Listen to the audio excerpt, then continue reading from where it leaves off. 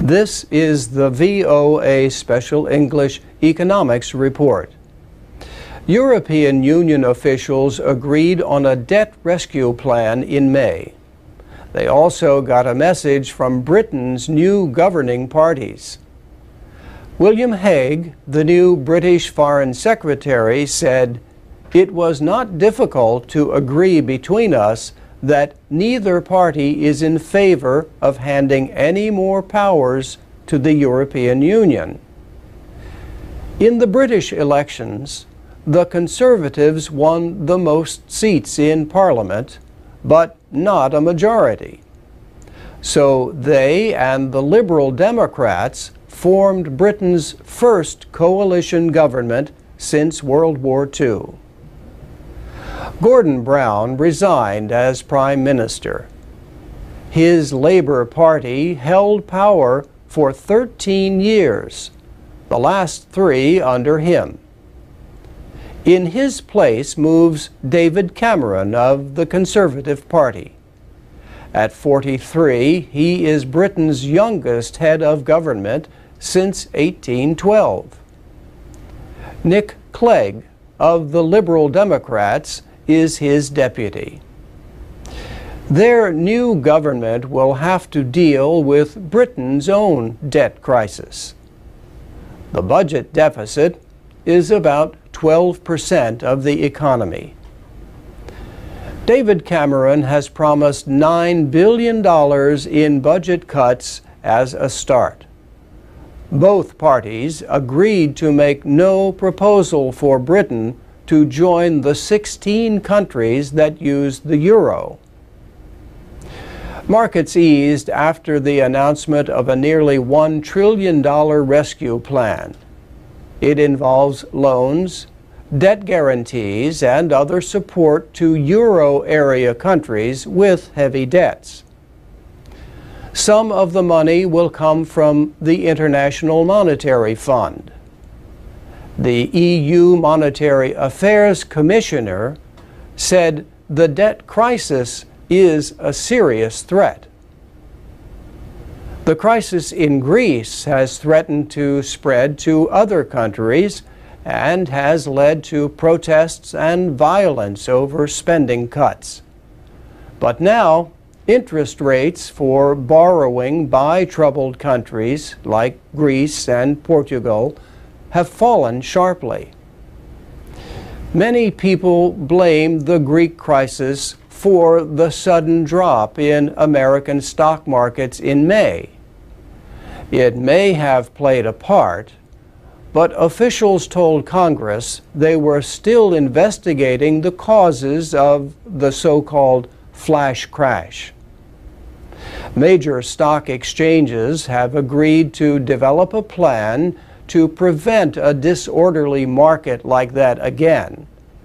The idea is to slow trading in a coordinated way. The Dow Jones Industrial Average fell nearly 1,000 points in minutes, then largely recovered.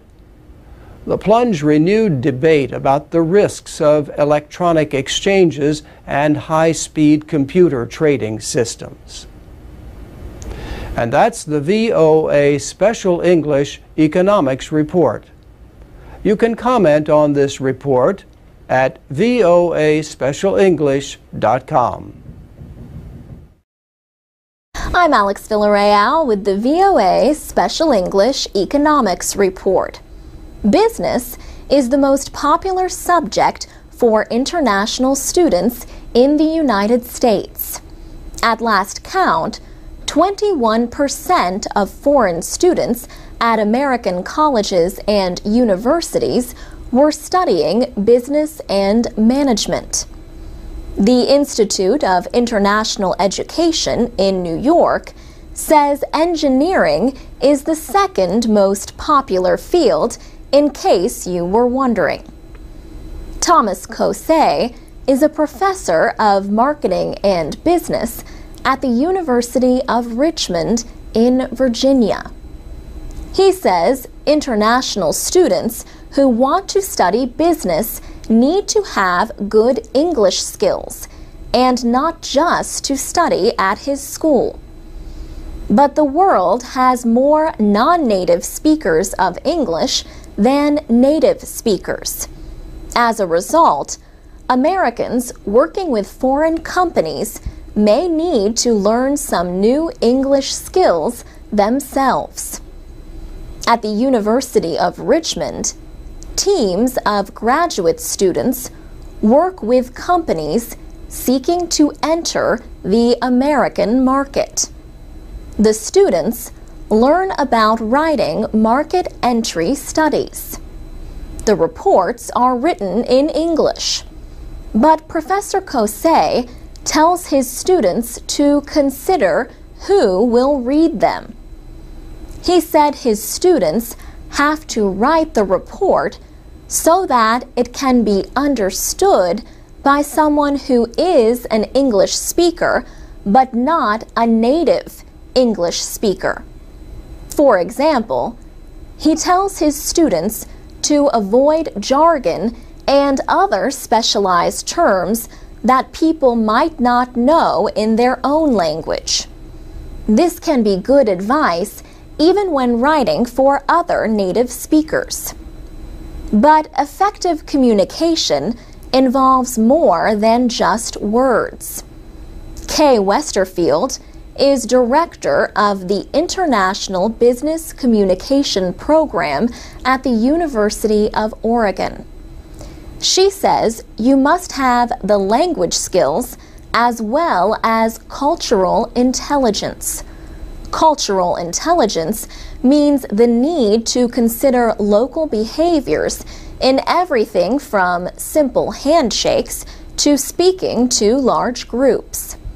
Still, Kay Westerfield says the ability of foreign workers to speak English is becoming more important to companies looking to move operations to other countries, or, as she puts it, to offsource.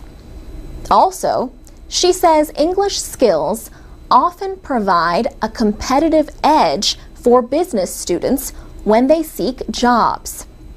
She said, as one business student in West Africa put it, English is a lifeline.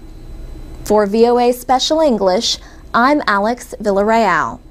You can read and listen to our programs and find activities for English learners at voaspecialenglish.com. We're also on Facebook and Twitter at VOA Learning English. I'm Alex Villarreal with the VOA Special English Economics Report. Few people had ever heard of the natural elements known as rare earth metals before a recent dispute between China and Japan. Yet these metals are used in devices like smartphones, flat-screen televisions, hybrid car batteries, MP3 players, and military equipment. In September, Japan detained a Chinese ship captain near disputed islands in the East China Sea. China denied that it stopped exports of rare earth metals to Japan to force his release. But the incident raised concerns. Japan is the world's biggest importer of rare earth metals, and China produces 97% of the world's supply. China says it sold almost $4 billion worth in 2008. But marketing professor George Haley at the University of New Haven in Connecticut says China has always kept prices low. He says, so unlike other minerals, the price of rare earth elements has actually fallen. Some countries with rare earth metals no longer mine them, including the United States. One reason is the low-cost imports from China. Another reason is concern about environmental damage. So, what are these rare earth metals? Well, most of them are not rare. That is just their name. Several are more common than copper, lead, or silver. People who remember the periodic table of the elements from chemistry class might recognize them. Rare earths include the 15 lanthanide metals along with yttrium and scandium. Samuel Bader, a physicist at the Argonne National Laboratory near Chicago, says rare earths are often found together.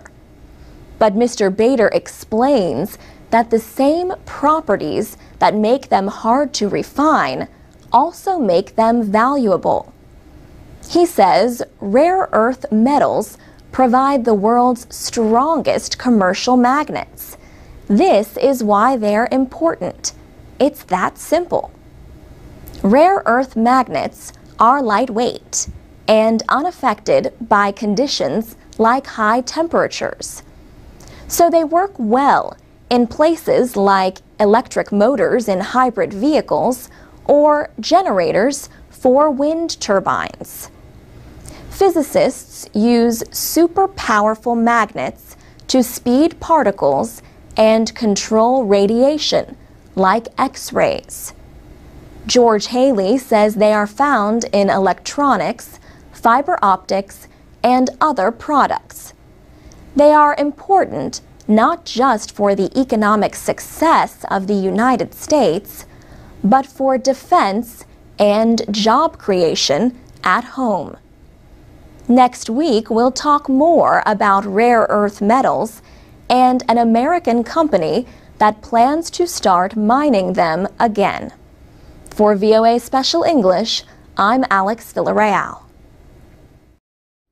This is the VOA Special English Economics Report. Commodities are basic materials that are used and traded worldwide. The price of commodities helps determine how much a business can charge for a product and the profit it can make. Commodity prices have reached a 2-year high since falling sharply during the world financial crisis. Hard commodities are materials like iron ore, oil, and gold. Agricultural products are soft commodities. These include wheat, cotton, and rice. Economic measures show the world economy is recovering unevenly. China and India, for example, have reported strong growth in manufacturing. Developed nations have had slower growth. John James is a business professor at Pace University in New York State. He says demand in developing economies can push up prices for commodities like oil and iron ore used for making steel. But, he says, changing currency values can also influence prices. He says the increase in the price of commodities is a reflection of the instability of both the euro and the dollar. The best example of that is gold. Gold prices have reached record levels in recent months. That means gold dealers must pay more for the commodity now than they did only a year ago. That affects current prices. Not surprisingly, manufacturers want some control over the prices they pay for commodities. Futures contracts are agreements between a buyer and a seller to exchange something at a set price at some time in the future. These contracts let buyers lock in a price for basic materials. But some traders in futures markets only want to make a profit. They buy or sell contracts depending on the direction they believe prices will go. These speculators get blamed when prices rise or fall too quickly. The United States, Germany, and France are looking into ways to limit this kind of trading. Some experts say exporting commodities is not a good path to long-term economic growth.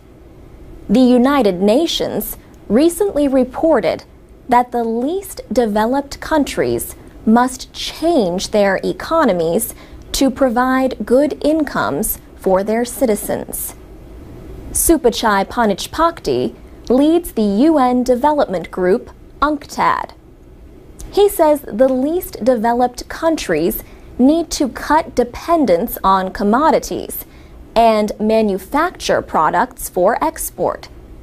He says only this will let them gain from world trade. For VOA Special English, I'm Alex Villarreal. This is the VOA Special English Economics Report. Anyone who has ever borrowed money can relate to the debate over raising America's borrowing limit. People who have reached their limit can try to ask their bank to increase it and go deeper into debt. Or they can cut their spending and try to get their finances under control. Or they can do both. Either way, they have to keep paying their bills. If they default on their debt, that only makes it harder and costlier to borrow in the future. In July, President Obama and congressional leaders held hours of sometimes tense meetings at the White House. Opposition Republican leaders agreed on the need to raise the borrowing limit by August 2nd, or risk the nation's first default. The argument was over how to cut deficits. Most Republicans oppose any kind of tax increase. Most Democrats in Congress oppose big cuts in government spending, especially social programs for retirees and the poor. Jerry Webman is chief economist for Oppenheimer Funds, an investment company. He says the central issue is how the U.S. is going to bring its federal budget back down to a sustainable deficit level. He says the debate has deep roots in the Constitution. The Constitution was written by people who were very, very suspicious of executive authority and built into the Constitution lots of ways in which the three branches of government could check and balance each other. Those three branches represent the President, Congress, and the courts. Congress passed the first debt limit law in 1917. That was to control the costs of America's entry into World War I. Today, Jerry Webman says the United States is going through an important debate on what services Americans can expect from their government. He says, "I think we may be looking at one of those almost generational changes in the role of the federal government in U.S. society." Lenders worried about the risk of not getting repaid usually demand high interest rates. That has happened to heavily indebted countries such as Greece, Ireland, and Portugal. On July 14th, Federal Reserve Chairman Ben Bernanke warned lawmakers that lack of action to raise the borrowing limit would mean a lower credit rating for the United States.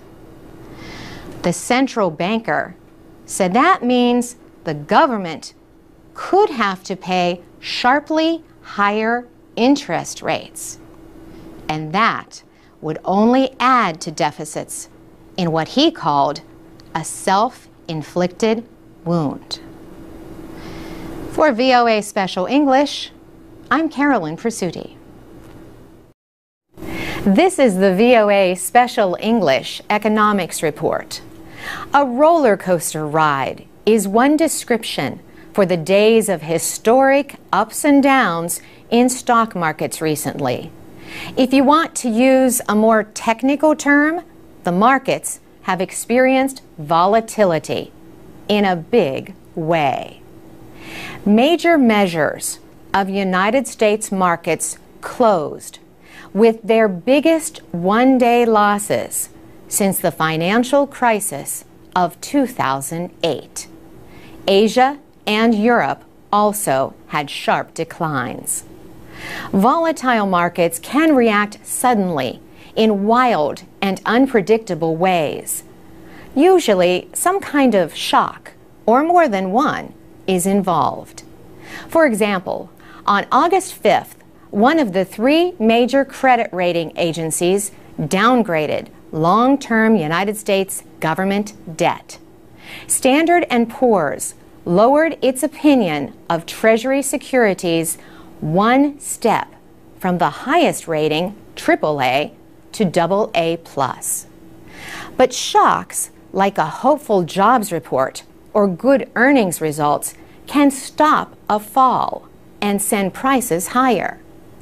Also, when prices fall, investors may find good deals and start buying.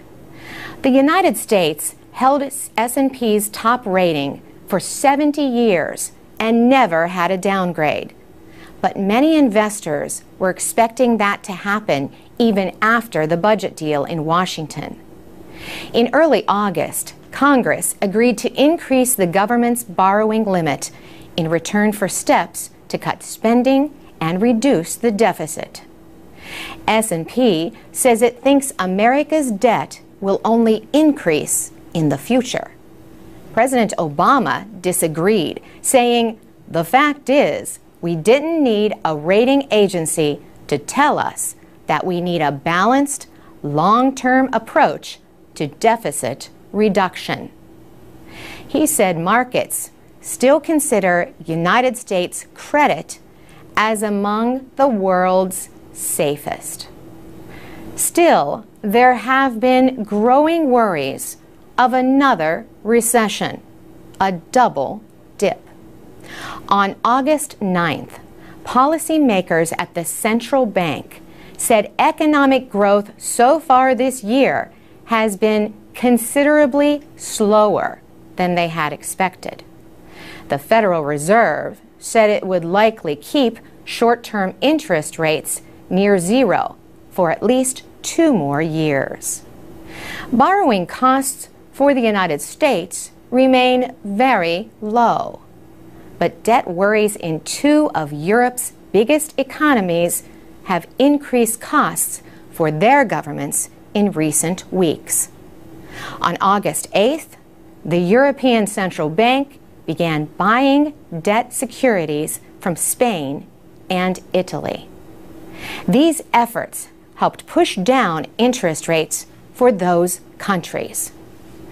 But Europe must still deal with the rescues of Greece, Ireland, and Portugal. For VOA Special English, I'm Carolyn Presutti. For more business news and to learn American English, go to voaspecialenglish.com. I'm Alex Villarreal with the VOA Special English Economics Report. At the end of December, publisher Merriam-Webster released its list of top 10 words of the year for 2010. Austerity was at the top. The company made its list based on how often people looked up definitions using its online dictionary. Merriam-Webster defines austerity as enforced or extreme economy. Greece and Ireland face huge budget deficits. This has forced severe spending cuts for those governments. And they are not alone. When nations get into financial trouble, they may request loans from the International Monetary Fund or other donors. Donors, however, demand austerity measures, such as sharp cuts in government spending and tax increases. Michael Izza is chief executive of the Institute of Chartered Accountants in England and Wales. He says the world financial crisis pushed some governments to spend more. But not all debt problems are the same. Economist Dev Carr says Greece got into trouble by having too many government employees spending freely on retirement pay and misleading investors. Last spring, Greece received rescue loans of over $100 billion. But Germany agreed to help only if Greece promised tough austerity measures.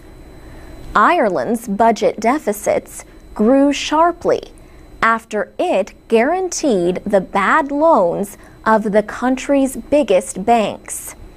In November, European officials agreed to a bailout nearly as large as the one Greece received. But austerity measures are unpopular. Large protests have taken place not only in Greece and Ireland, but also in Britain, Portugal, and Romania. Other nations facing big deficits and slow economic growth are also seeing their borrowing costs rise. Credit rating agencies are warning about the debts of Portugal and Spain, and others may follow. In May, European leaders agreed to set aside nearly $700 billion to help troubled countries in the area. But the chief of the International Monetary Fund, Dominique Strauss-Kahn, says a more organized approach is needed.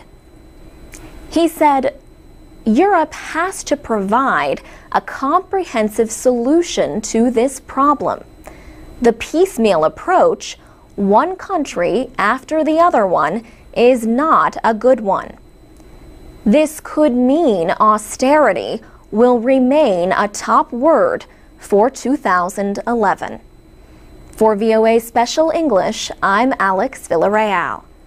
You can find more economics reports at voaspecialenglish.com. This is the VOA Special English Economics Report. Central bankers have to choose their words carefully, so they often say little in public or little that makes sense. But the United States Central Bank says it is trying to be more clear and timely in communicating its policies.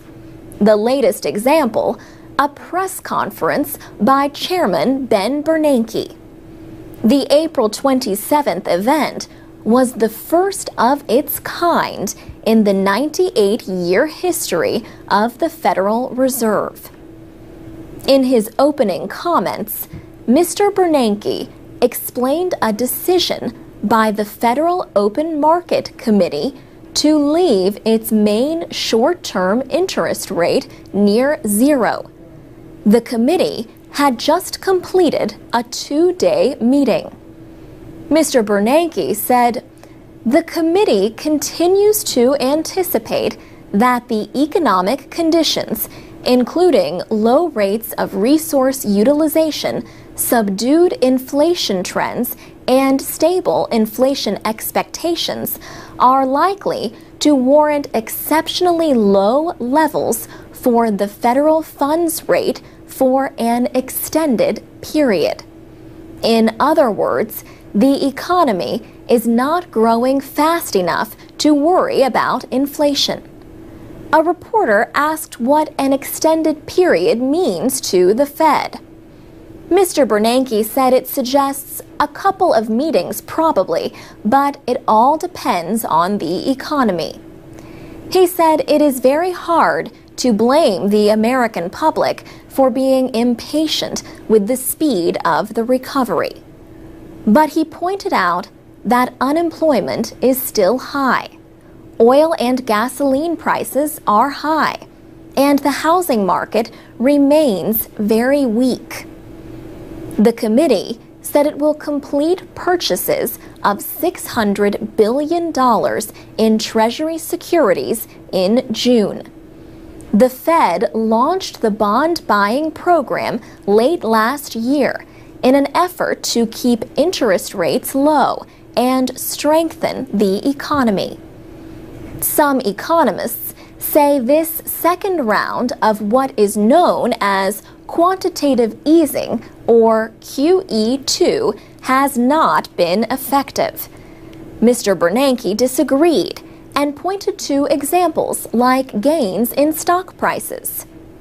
The Fed has two main goals for its monetary policy: the highest possible employment rates and stable prices. The bank faced criticism for intervening either too little to some critics or too much to others in the financial crisis. The press conference produced no surprises. Yet, as recently as the middle of the 1990s, the Fed did not even release its decisions or its interest rate targets to the public. The Fed announced in March that Mr. Bernanke will hold 4 press briefings a year. The next of 3 planned for this year will follow a decision on interest rates in June. For VOA Special English, I'm Alex Villarreal.